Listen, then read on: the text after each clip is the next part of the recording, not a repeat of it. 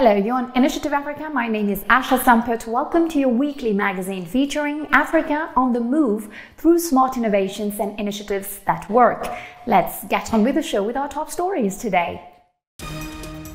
Discover the second part of our interview started in our previous edition with Ophia Drory, an eco-activist on the front lines in the fight against the trafficking of wild animals in Africa. The Eagle Network, his team of eco-activists, investigates the world of crime and corruption to save endangered species.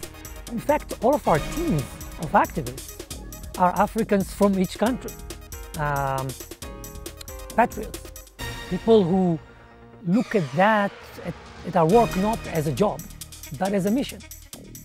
Later on, we take you to Accra and a place still rare in Africa, a library dedicated to African authors and the diaspora to promote their contribution to world literature. This is the main space of the Library of Africa and the African diaspora, and in this space here we have books predominantly by writers of African descent. Finally, a spotlight on the cobra, a feared snake but highly sought after for its venom with medicinal properties. I've been working with reptile laboratories for 25 years. I supply them with various types of venom that I get from dozens of different reptiles and arachnids, scorpions, vipers and cobras. Next week, more precisely on November 7th, the continent marks the African Writers' Day, a great opportunity to celebrate literature and all those who helped to bring it to life. A new generation of African writers celebrated around the world, but also by a lot of enthusiasts. In Accra, the Anglo-Ghanaian author and book collector Sylvia Arthur came up with the idea of setting up a unique public library curated around African-centered literature as an effort to deepen the appreciation of Africa's contributions to literature and to encourage young Ghanaians to follow in Africa's enduring literary traditions. Our journalist John Awotwi visited this exceptional place. Take a look. Ghana's burgeoning literary scene has received a significant boost with the introduction of the Library of Africa and the African diaspora, Ghana's first subscription model library. Founded by Ghanaian-British writer Sylvia Arthur. It's in the heart of Accra.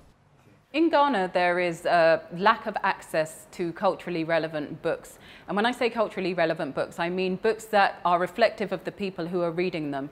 So we are a library that focuses on books by writers of African descent. And when we say African descent, we mean African, African-American, Caribbean, Black British, Black European, so that when people are reading the books, children and adults, they feel that it's something that they can relate to, not just in terms of content, but if it's a children's book, for example, a picture book, aesthetically they can relate to, and it's something that is not divorced from who they are.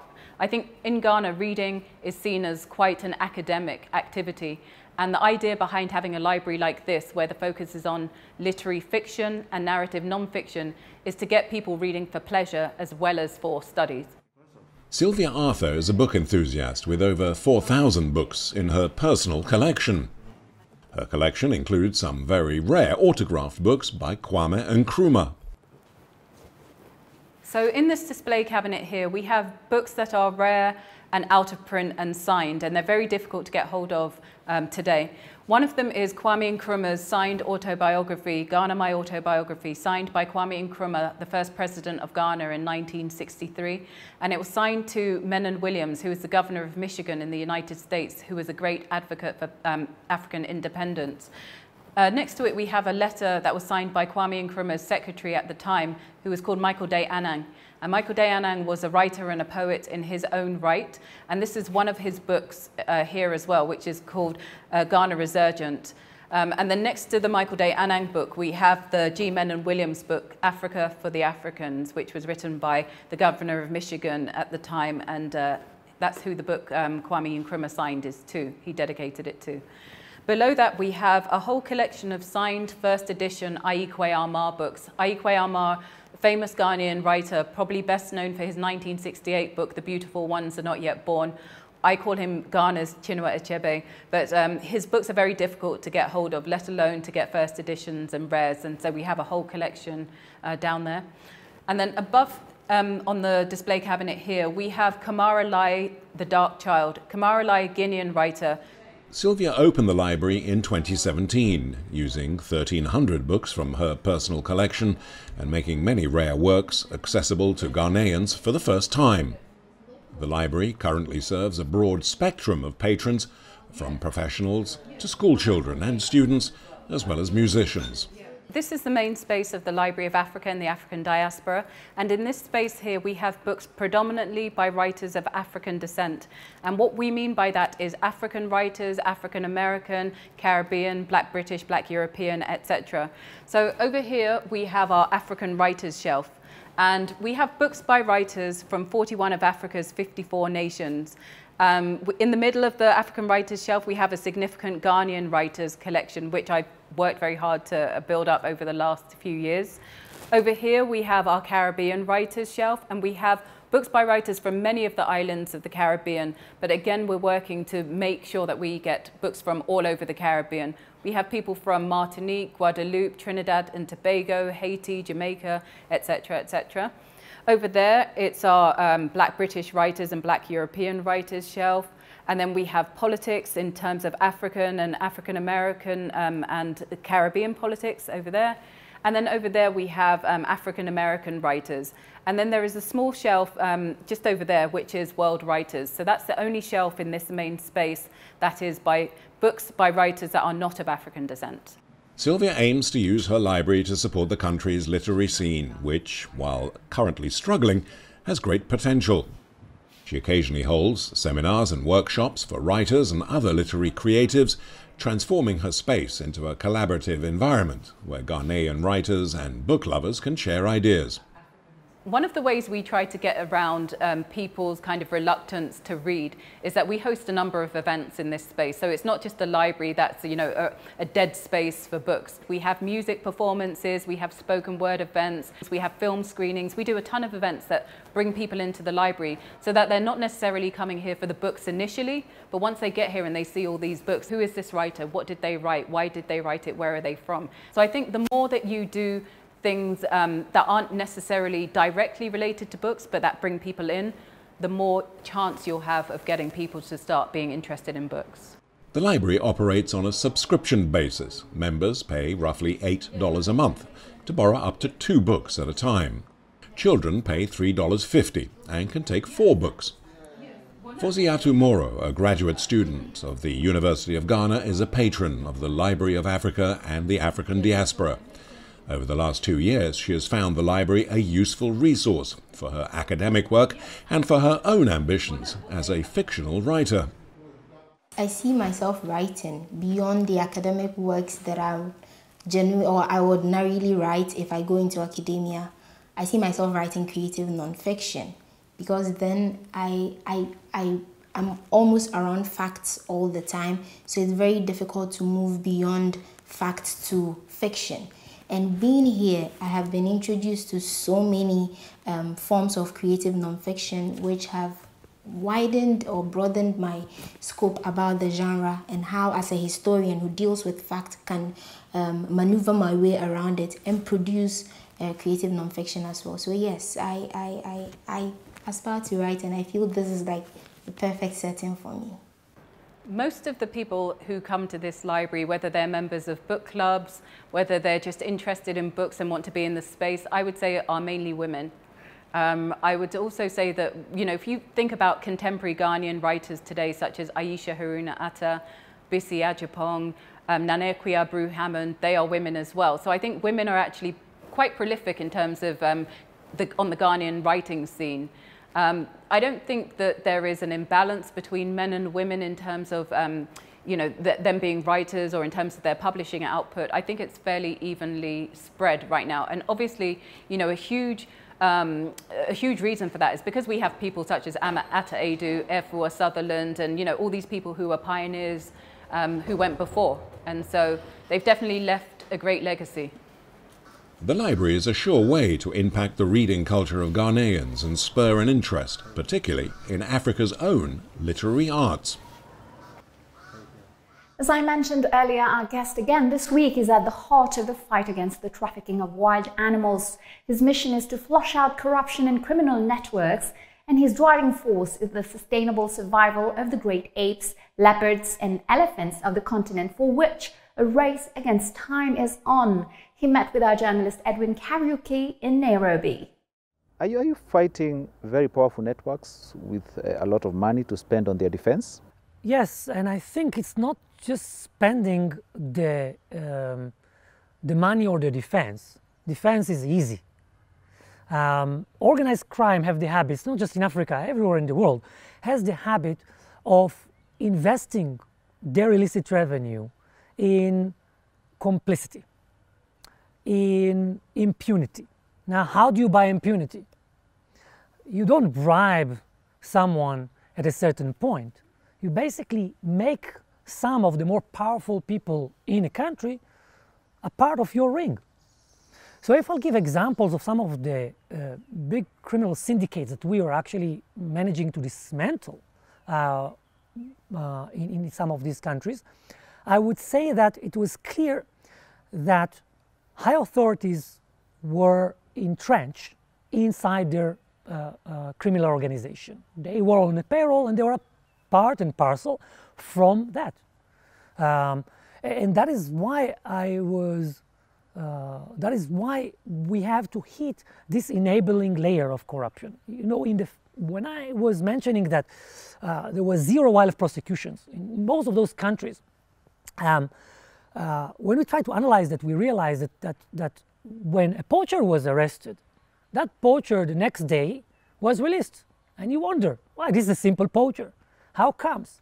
Well, in fact, that poacher was just a small soldier from a far bigger machine. And that bigger machine had the powerful and the rich behind them, whether it is the political level, whether it is the government level, whether this is the army, military, police.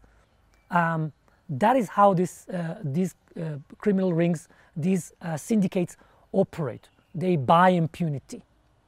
So the idea of it being as an isolated bribe or an incidental payoff when they are caught is false.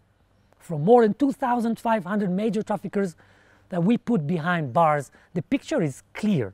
Corruption is the major obstacle for wildlife law enforcement, and we have to hit corruption if we want to save these endangered animals.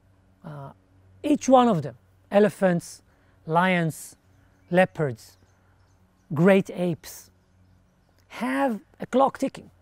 And each time we have a new research telling us, no, you have another 10 years before they disappear. Extinction is real. And we see that also on a country level. We have countries that had elephants and declared them extinct while we are still working. The northern black rhino was a rhino that existed in Central Africa. I still saw the last rhino horns from this species crossing the border in this international illegal trade. But in the time that we were still working, it was declared extinct. Extinction is real. We see that, we see the clock ticking. It's a war. And for all we see, we are losing this war. Wildlife law enforcement is not in the increase. What we see is that criminal rings are definitely having the upper hand. And we as an activist group are trying not just to fight them, but to also show the way to governments around the world and to conservation.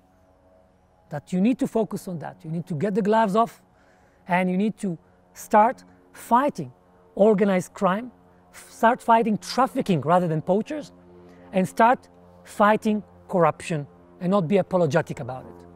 In your work, in the years you've been at work in conservation, have you witnessed more concern from the African, especially public and civil society, about those wildlife criminal networks? A lot of times when people are aware of our work, they see those arrested, say, wow, Africans are really bad if they allow their wildlife to be completely massacred like this. But in fact, all of our teams of activists are Africans from each country. Patriots, people who look at that, at our work not as a job, but as a mission. People who are fighting against all odds, against life threats, political threats, legal threats. And yet, these activists fight forward and risk themselves to get those traffickers behind bars. So, for us, our work, for me, is a pride for Africa. And it's important for the outside to understand that this fight is an African fight. It is young people who stand up and say, criminal rings, international criminal syndicates that are coming in and try to disseminate our nature and other resources, by the way. It's not just nature. Enough is enough. And they risk their lives every day to stop it. And I think that is the most important thing to understand. There is a young generation of Africans that is saying enough for corruption, enough for complicity that enables foreign forces to extract and take and disseminate our natural resources. We want to leave Africa for our next generation. And that's a turning point, in fact, because the history is very grim as to how Africa is keeping its natural resources. And I'm optimistic, not because our fight is, not because we win, because indeed organized crime and corruption are enormous forces. And sometimes I really take it to my heart and I can't sleep at night because of it. But where I get my optimism, where I get my force to continue, it's thinking about a new generation of Africans that is trying to change that. Welcome back to the second part of our show. It's considered in some African cultures as a sacred animal, symbol of the magical and the spiritual. Well, it's the cobra, one of the most dangerous snakes on the planet. In Egypt, many are primarily interested in the medicinal potential of products derived from its venom. But to extract it, you must first capture it. Our reporter met with a snake and scorpion hunter to understand how he does it. Take a look. Nasser Toba lives in Abu Rawak, a village close to the Giza pyramids. At the age of 52, he is one of Egypt's most famous snake hunters. Over the past 25 years, he has become the principal supplier of snake venom for Cairo's laboratories. The Toba family have been hunting snakes and scorpions for generations. They are the sole suppliers of snake venom in Cairo. بشتغل مع معمل مصفى اللقاح منذ 25 سنة. I've been working with reptile laboratories for 25 years. I supply them with various types of venom that I get from dozens of different reptiles and arachnids, scorpions, vipers and cobras. They are well known in Egypt.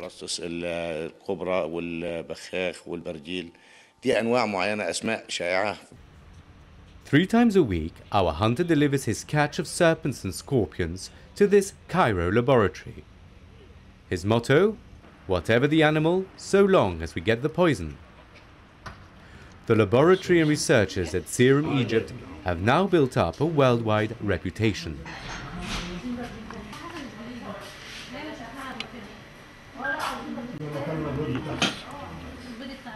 The Cairo laboratory is one of the world's best known in the field of biological research and the use of venoms.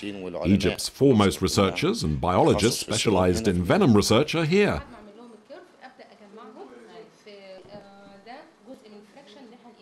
The venom is not just used to make serums. It is also a component in numerous medicines used to treat attacks of apoplexy and heart attacks. In these premises, the researchers are transforming the venom and putting it in flasks for use in the pharmaceutical industry. يعني مثلا زي الحي القرع أو السيراسيس فايبر. The amounts of venom gathered from reptiles and arachnids are minute. الكمية المجمعة بتبقى قليلة قوي على وجه العموم. As a result, they're very expensive. The price can double depending on the quality of the venom and the type of reptile it comes from. لكن هو ممكن يوصل ل 20,000 ممكن يوصل ل 50 ممكن يعني حسب نوع السيراسيس فايبر نفسها. Despite the sheer amount of reptiles in Egypt, the trade in venom and its export is very small scale, at less than $250,000 a year. Annual exports of snakes to the Gulf nations, the United States and Europe, for the pharmaceutical industry, are worth just $6.3 million. For want of an effective processing industry, the Egyptians may be passing up a golden opportunity to make added value earnings. Scientists have just developed a painkiller derived from the venom of the royal cobra. It is reported to be several thousand times more powerful than morphine. Even more promising is the news that the venom may also yield a new anti-cancer drug. The Nasser Talba snakes are full of surprises. Let's now head back to the last part of our interview this week with Ophir Drury. He explains to our journalist Edwin Karaoke how the links between wildlife trafficking and organized crime can threaten human health. Should there be more concern, given the fact that the organization has unveiled many links between wildlife trafficking and international crime? Indeed, we're talking about organized crime, and organized crime is not doing just wildlife trafficking. So many times we have arrest operations in which we see those links, whether it is drugs trafficking, whether it is arms trafficking, whether it is human trafficking, etc. I'll give an example of arrest operations that we had this year, in the past few months, in Cameroon, where two different occasions, two different arrest operations with the authorities were hitting the link between wildlife trafficking and the illegal trade in human remains, human skeletons. And in fact, in those two crackdown operations, two different rings were arrested. It started from our investigations on ivory, in fact, but two different criminal rings were arrested trading illegally with human remains. In one of them, it was quite impressionable. The traffickers were holding two suitcases, two trolley suitcases, and in each one of them was a skeleton of a human being, still with hair on his head.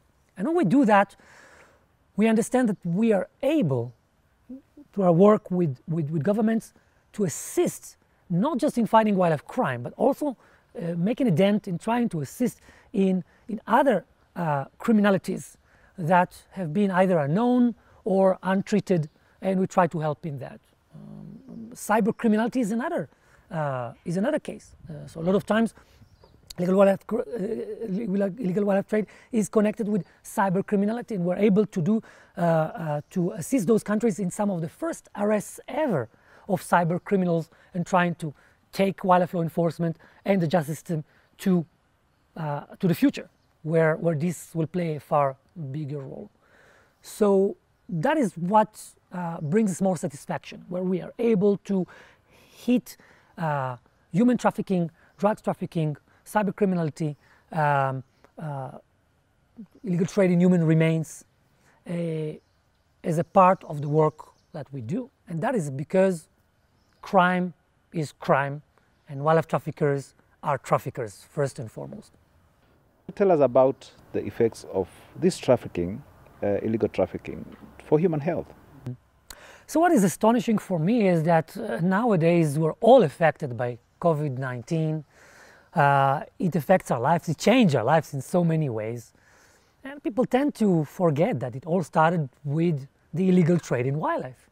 So we all know that, that it originated in a bat, and researchers are finding a leap species, a species which is the bridge between the bats and human beings. And guess what? These are pangolins. The same pangolins and pangolin scales illegal trade that we have been dealing with for so many years. And in fact, lately there was a pangolin that was trafficked from Gabon, and in that pangolin there was traces of COVID-19 in the same illegal trade that we've been fighting. People tend to forget that, well, in fact, from our own perspective, we many times collaborate with researchers and pandemic researchers for years, because many of them understand that the next pandemic is going to come from one of these species. In fact, researchers are telling us that there are more than 15 million viruses yet unknown in wild animals right now. 15 million. So it is clear to all of the researchers that that's where the next pandemic is going to come from the illegal trade, from manipulating the meat of apes, manipulating the meat of pangolins, of many other wild animals. That is where we get those 15 million viruses leaping to humans. And it's not just an African problem. It's not just a Chinese problem. This bushmeat, the meat of wild animals, is arriving illegally to capitals around the world, whether it is Washington, D.C., whether it is Paris, whether it is Brussels, whether it is London. There are communities living in those capitals and elsewhere, of course, that have demand for wild meat. And it comes illegally. There was research being done measuring this in tons per week for each one of the places I just mentioned. So it's important to understand that illegal wildlife trade and the health risks are not an African problem, also not a Chinese problem. It's a global problem, and all of us have a role to play in upping up the game and pushing for enforcement in our countries, whether it is Africa, whether it is Asia, but also whether it is USA and Europe. Finally, we can't resist to ask you, what happened to the little chimp called Future? Yeah, I'm still thinking of Future, the baby chimp that started it all, that forced me to stay and start the first wildlife law enforcement NGO in the world. And Future stayed with me for a few months like my baby. Orphan chimp that found me as a mother and father. And in fact, just like a baby, I used to change his diapers. I used to feed him with a feeding bottle, and he slept on my chest, sometimes waking up with nightmares, because chimps dream and they have nightmares on the slaughter of his family. And he stayed with me up to a point where he started mimicking me and thought that he is a human being. He started walking on two legs. He started liking what I like. He slept like this, like I'm sleeping. He used to open the windows like I like my windows opened. And at that point, there was a place found for him in a sanctuary of baby chimps, where several of these orphans were put together as a new group. And now, Future is the alpha male of his group. He is the leader of his group, and I'm a proud father.